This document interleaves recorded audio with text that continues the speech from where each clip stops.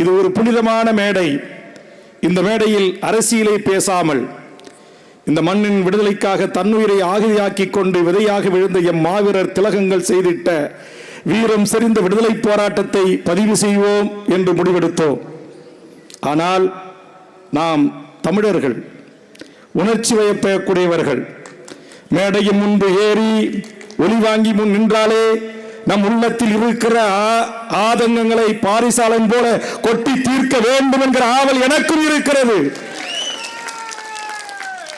ஆனால் இங்கு வெற்றி ஒரு தொகுப்புரையாக தருகின்ற போது வெறும் வாய்ச்சொல் வீரனாக இல்லாமல், கதை வசனங்களை ஏற இறக்கத்தோடு பேச தெரியாமல், மிகச்சிறிய ஒரு நடிப்பாளனாக நடிகனாக இல்லாமல், லட்சக்கணக்கில் உலகம் முழுவதும் ரசிகர்களை தன்னகத்து வைத்துக் கொண்ட ஒருவனாக இல்லாமல், எம் தமிழீழ தேசிய தலைவன் தோன்றிய வன்னிக்காடு உலக வரலாற்றில் தனக்கென்ற ஒரு இடத்தை பிடித்தது.